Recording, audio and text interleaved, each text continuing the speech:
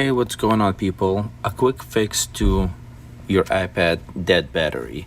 So what you do is you plug it in, you flip it upside down, you turn your hair dryer, and you warm it up for like 30 seconds. Let's give it a try.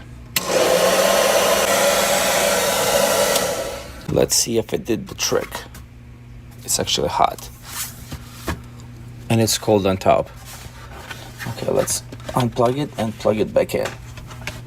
Oh, look at that, look at that. It just kicked over. Apparently, it does work. You see that? It turned on. This is amazing. I thought it was a hoax. Hopefully it's a